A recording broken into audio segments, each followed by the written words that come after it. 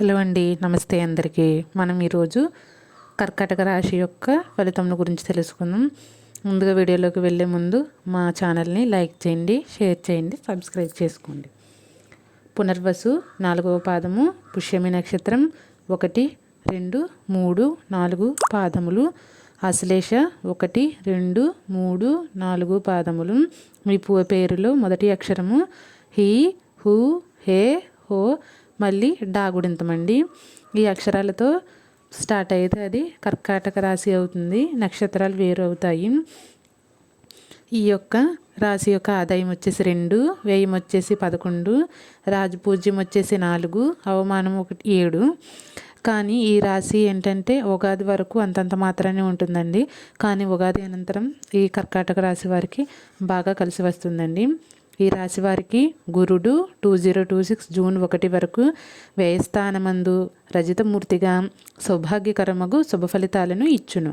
మంగళ తోరణములు, బంధుమిత్రు సమాగమము, శుభవ్యయము, కుటుంబ వృద్ధి కలిగించును.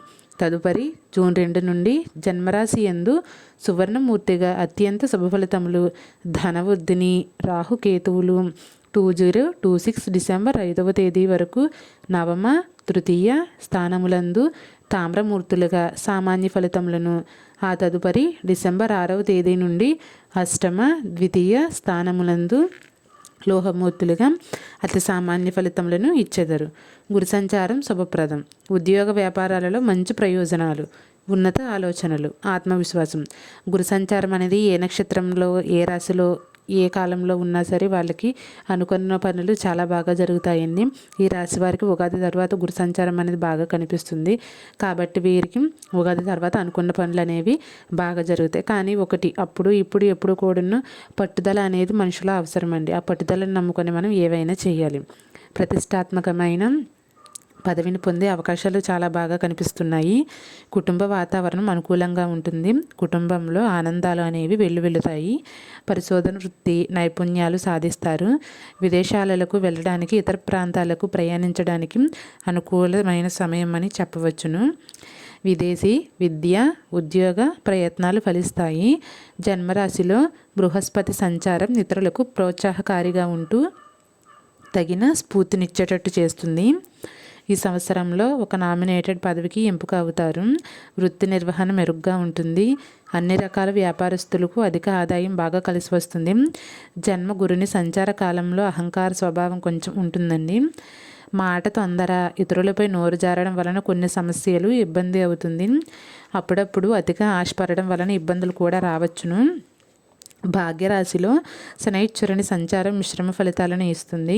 క్రమశిక్షణతో శ్రమించి పనిచేయి వారికి మంచి ఫలితాలు, ప్రణాళిక లేని పనులను ప్రతికూల ఫలితాలు కలుగుతాయి. కష్టపడి పనిచేయడం ద్వారా మంచి ఫలితాలు వస్తాయి. అలాగే కష్టపడి చేయకుండా ఏది కూడా ఎప్పుడూ ఆశించకండి. మనం కష్టపడి చేస్తే ఖచ్చితంగా దైవం అనేది మనకు అనుకూలంగానే ఉంటుంది.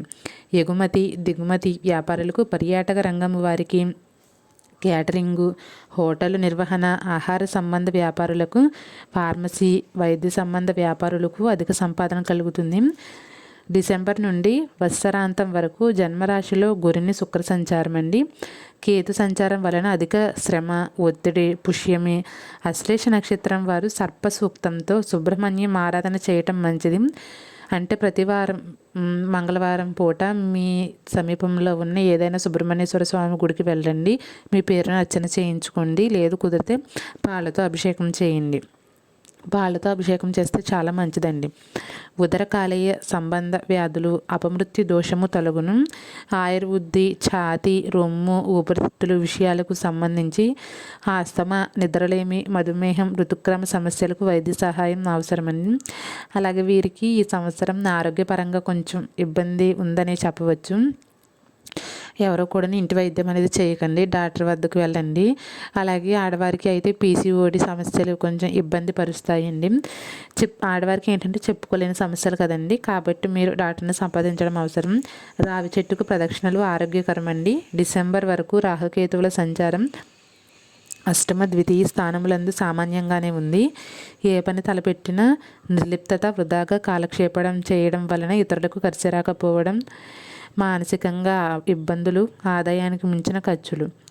వీరి యొక్క అదృష్ట సంఖ్య వచ్చేసి 2, 7, 11 అండి. రోజులు వచ్చేసి సోమవారం, మంగళవారం, గురువారాలు కలిసిన మరింత శుభప్రదంగా ఉంటుంది.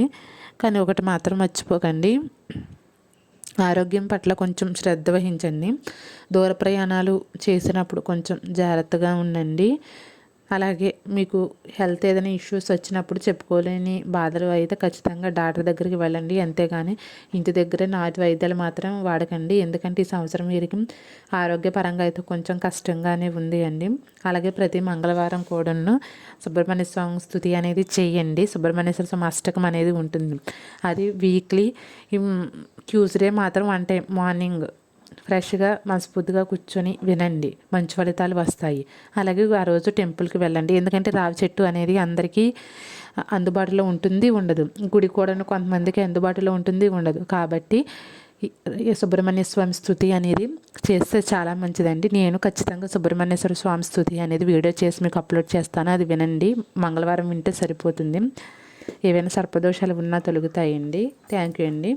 అలాగే ఈ ఛానల్ని కొంచెం సబ్స్క్రైబ్ చేసుకోండి, లైక్ చేయండి, షేర్ చేయండి. Thank you.